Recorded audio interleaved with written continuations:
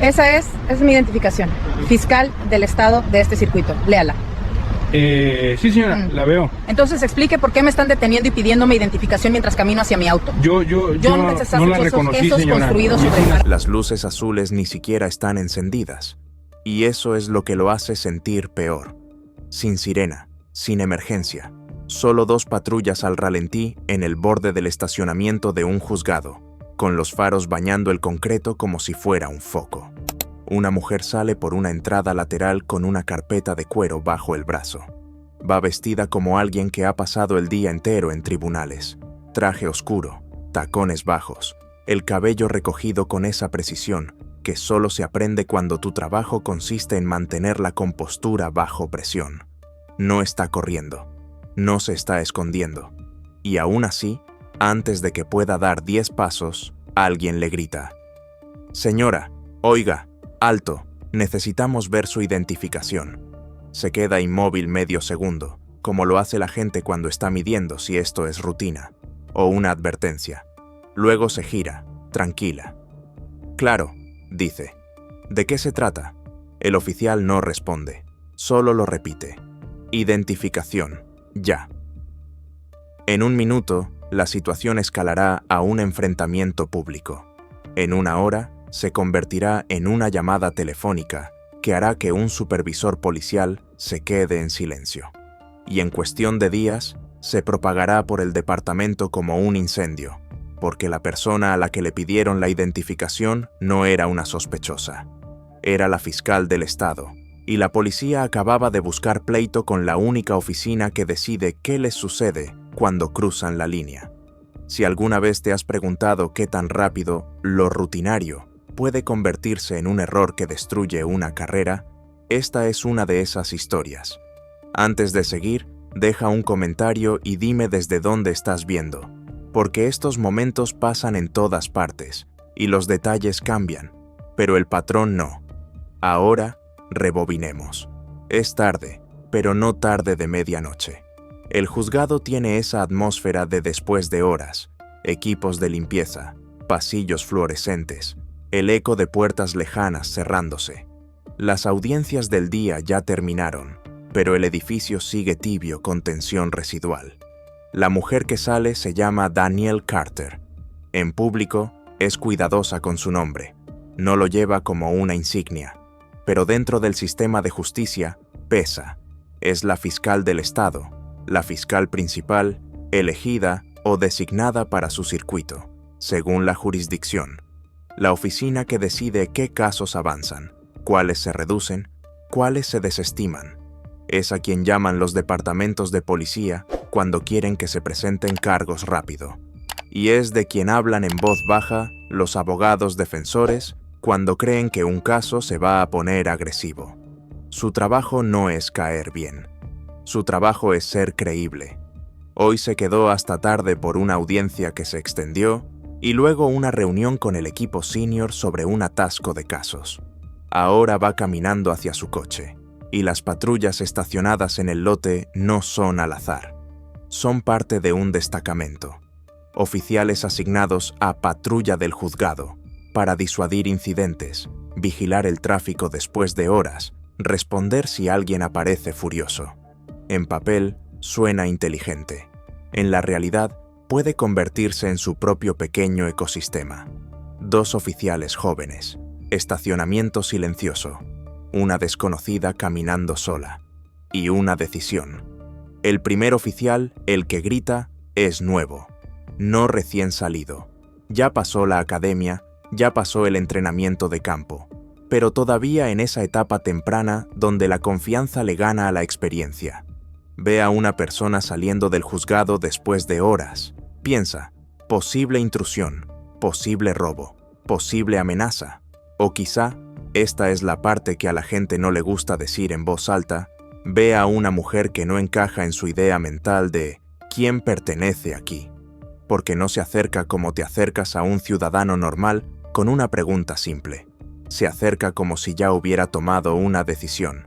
«Señora», dice otra vez, más cortante, «necesitamos ver su identificación». Daniel mira más allá de él. Nota al otro oficial recostado contra un coche, observando. Nota el ángulo de sus cuerpos, lo bastante abierto para parecer casual, pero colocados como si quisieran control. Hace lo que hacen los buenos abogados. Se mantiene calmada. Pide claridad. ¿Cuál es el motivo? La mandíbula del oficial se tensa. Porque está saliendo del edificio después de horas. Hemos tenido incidentes aquí. Identificación. Daniel asiente lentamente. No en acuerdo, en cálculo. De acuerdo, dice. Con gusto me identifico. Solo necesito saber si estoy detenida o si esto es un contacto voluntario. Esa frase es como un fósforo. El oficial la escucha como desafío, como actitud. No se haga la lista conmigo, espeta. Solo entréguela. Y ahí mismo, en ese pequeño instante, algo cambia. Porque Danielle Carter no es solo una mujer caminando hacia su coche. Es alguien que pasa su vida escuchando a gente intentar intimidar a otros. No se inmuta. No intento ser lista, dice. Intento entender qué está haciendo. El oficial se acerca un paso. Dije identificación. Ahora el segundo oficial se separa del coche y se aproxima. Él también lo siente. Esa tensión que se acumula, y en vez de bajarla, se suma. ¿Cuál es el problema aquí? Pregunta, ya del lado de su compañero. Daniel mete la mano en su bolso. Se mueve despacio, como se mueve la gente cuando sabe que un movimiento repentino frente a la policía puede malinterpretarse. Saca su billetera. Voy a mostrar mi identificación, dice, pero también quiero sus números de placa.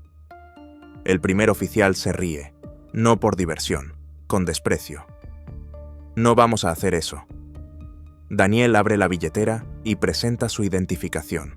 El oficial la toma, mira la foto, mira el nombre, y casi puedes ver el momento en que su cerebro se estrella contra un muro, porque el nombre le suena, no porque la conozca personalmente, sino porque lo ha escuchado, en formaciones, en entrenamientos, en conversaciones sobre lo que quiere la oficina de la fiscal del estado.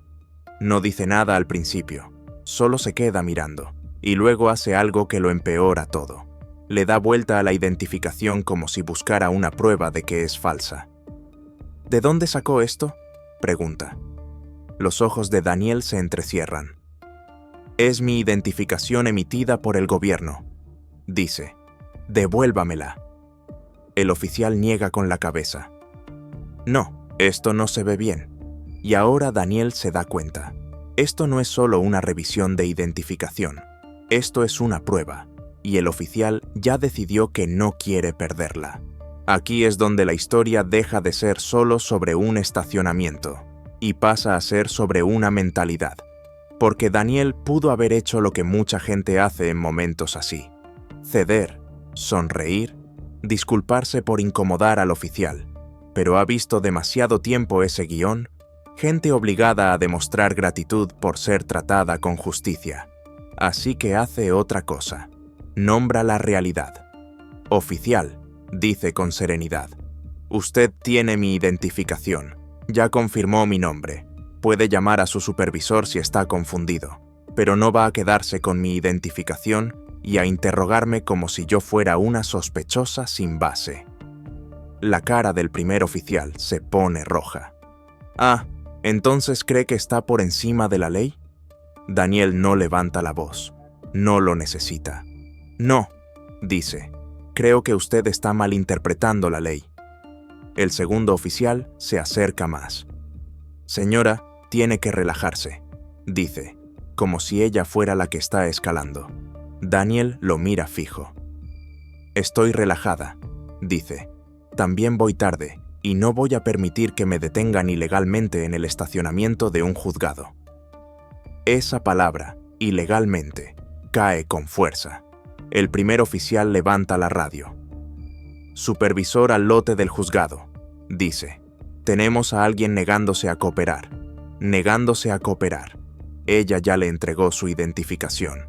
Y así es exactamente como pasan estas historias.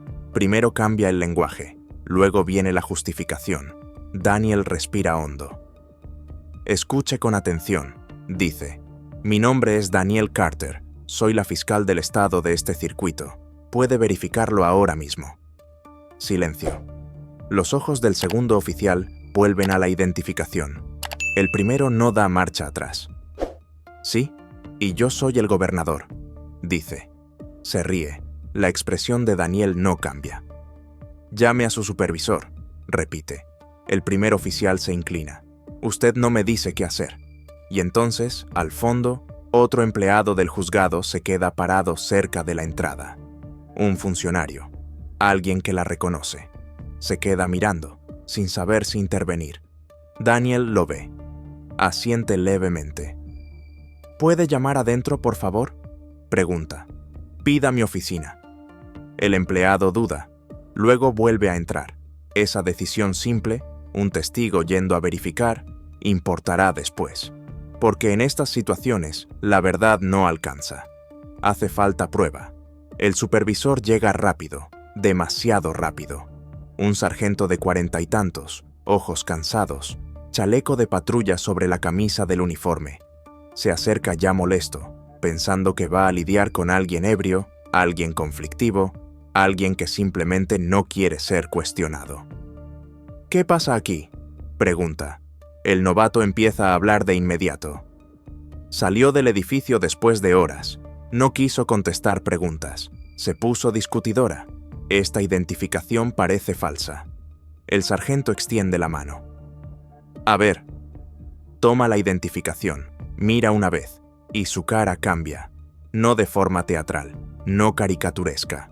Solo un leve endurecimiento alrededor de los ojos. Esa expresión que aparece cuando te das cuenta de que el piso bajo tus pies no es firme. Mira a Daniel. Vuelve a mirar la identificación. Y, de pronto, baja la voz. Señora, dice, no me había dado cuenta. Daniel lo interrumpe, no con grosería, con firmeza. Sargento, dice, sus oficiales tienen mi identificación y han estado intentando detenerme sin causa. Quiero que me devuelvan mi identificación y quiero sus nombres y números de placa. El novato intenta salvarse. Sargento, ella. El sargento levanta una mano. Basta, dice. Le devuelve la identificación a Daniel con ambas manos. Le pido disculpas, dice en voz baja. Daniel la toma, y luego hace algo que sorprende. No estalla, no amenaza, explica. Esta noche detuvieron a la persona equivocada, dice, pero necesitan entender algo.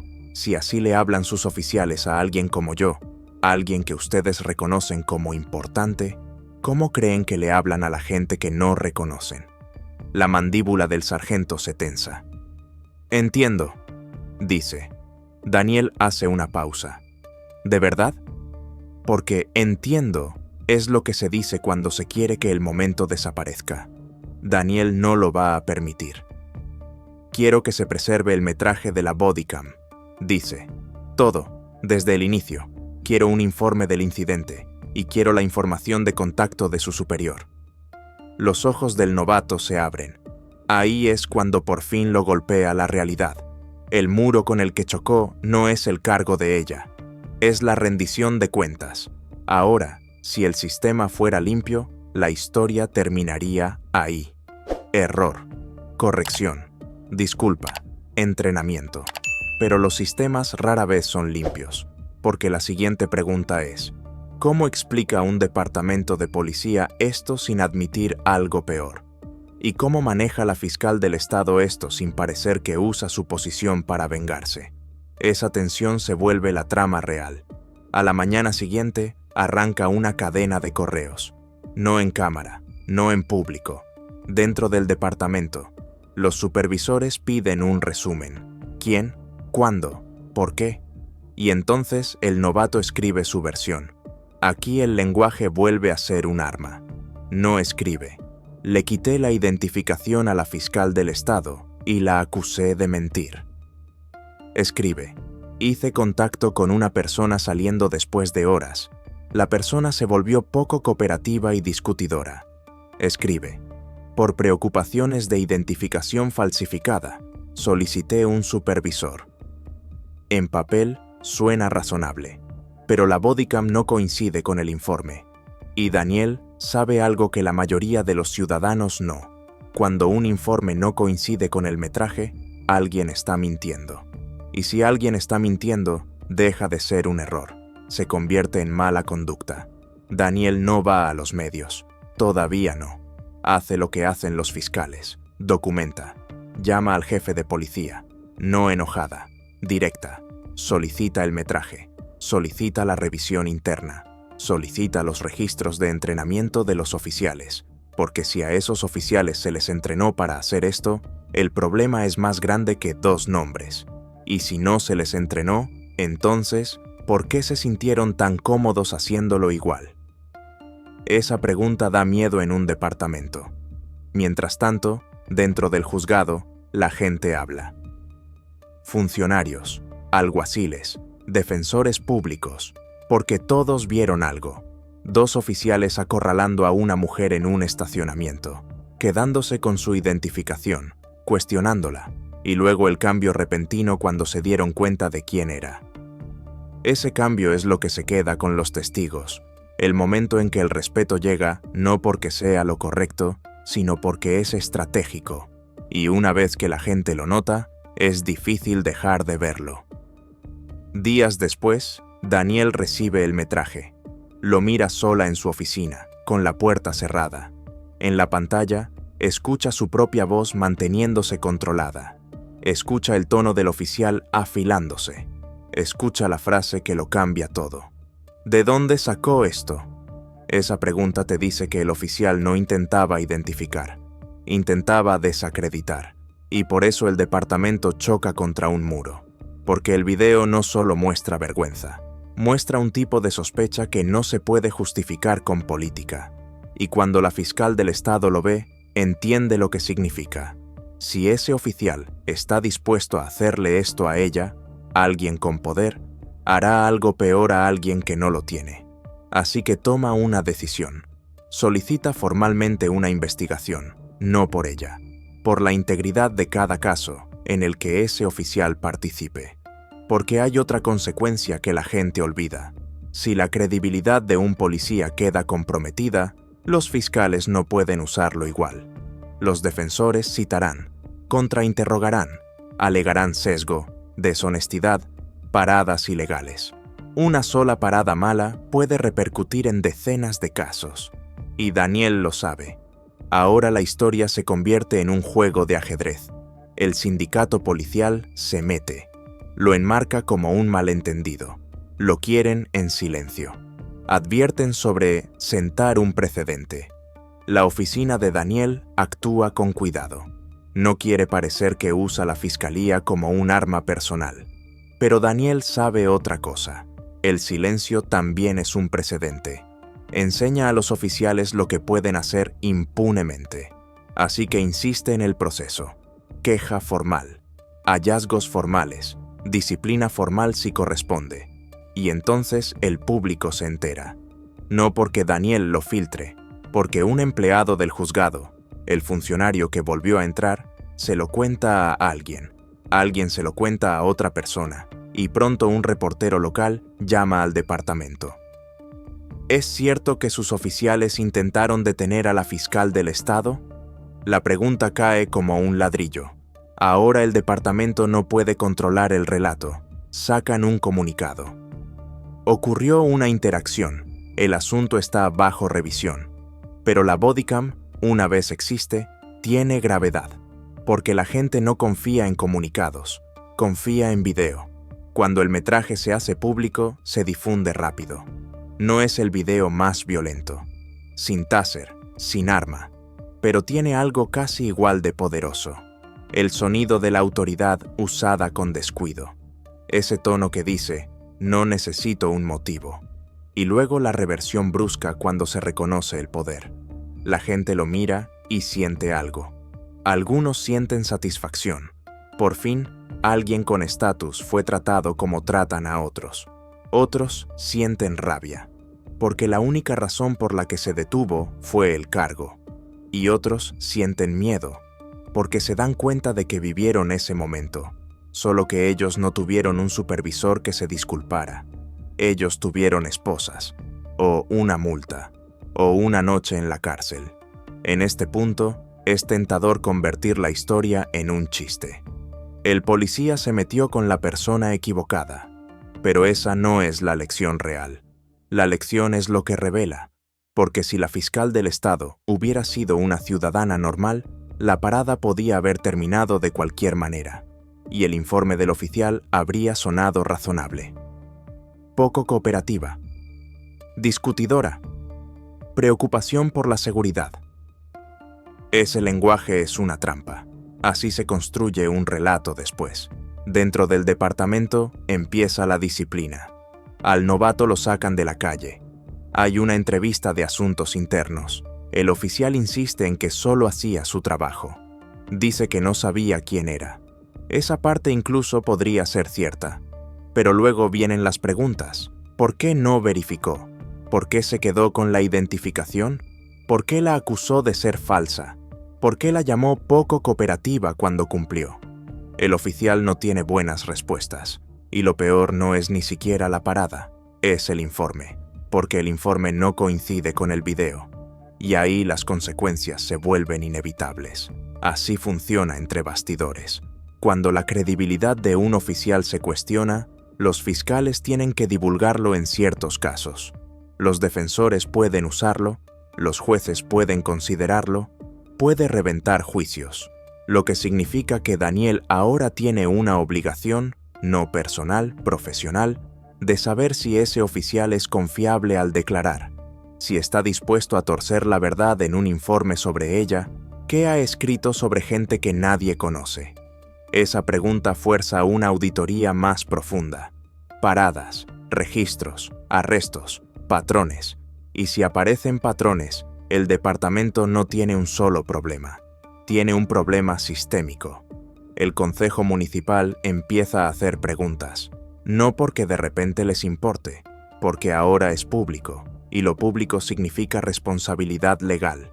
Esta es la parte de la que nadie habla. La vergüenza sale cara, no solo en reputación, en demandas, en acuerdos, en supervisión federal.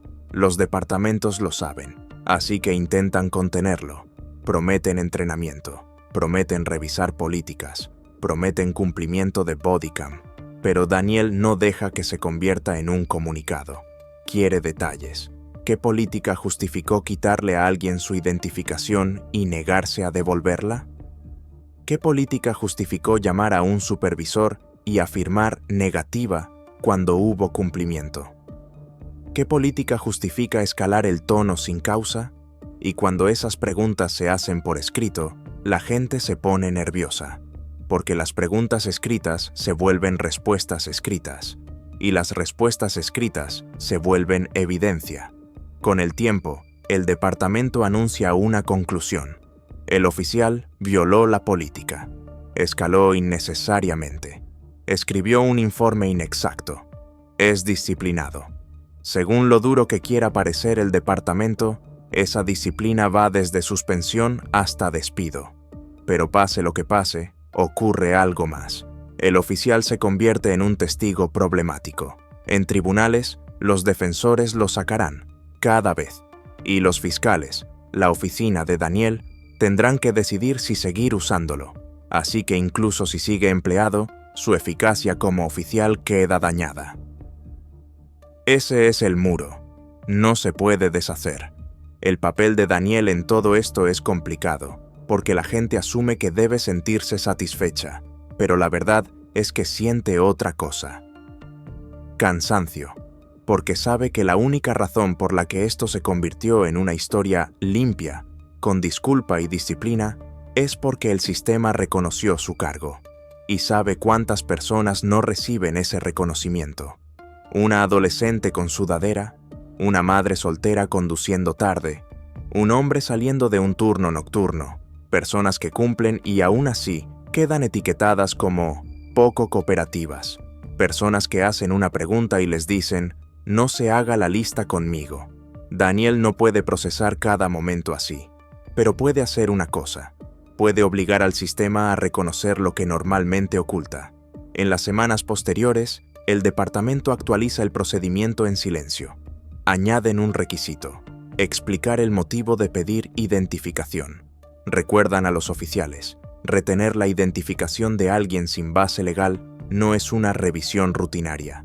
Enfatizan el lenguaje de desescalada, y lo hacen por una razón. No quieren estar del lado equivocado del próximo video, porque la próxima persona quizá no sea la fiscal del estado, pero el metraje puede ser igual de claro, y la demanda puede ser aún mayor. Entonces, ¿qué cambió? En lo más simple, un oficial aprendió a la mala que autoridad no es lo mismo que justificación. En lo más grande, un departamento aprendió que el público ahora tiene ojos, bodycams, teléfonos, cámaras de seguridad, y la estrategia vieja, escribir el informe primero, controlar el relato después, ya no funciona igual. Pero aquí está la verdad incómoda. Si el cargo de Daniel no hubiera estado en esa identificación, esto podría haber terminado muy distinto. Podría haber terminado con esposas, un cargo tipo obstrucción, una noche en la cárcel, un caso que nunca debió existir, y luego esa persona pasaría meses intentando volver a la normalidad. Por eso importa esta historia, no porque la policía se haya avergonzado, sino porque por un momento la máscara se resbaló, y pudiste ver cómo se ve el respeto cuando es condicional. Así que te pregunto esto, ¿debería hacer falta un título para que te traten con justicia? Y si el sistema solo se corrige cuando por accidente apunta a alguien poderoso, ¿qué dice eso de cómo trata a todos los demás? Dime qué piensas en los comentarios, porque el verdadero muro no es el trabajo de la fiscal del estado, es la idea de que la autoridad puede operar sin rendición de cuentas, y una vez que la gente ve el metraje, ese muro empieza a agrietarse.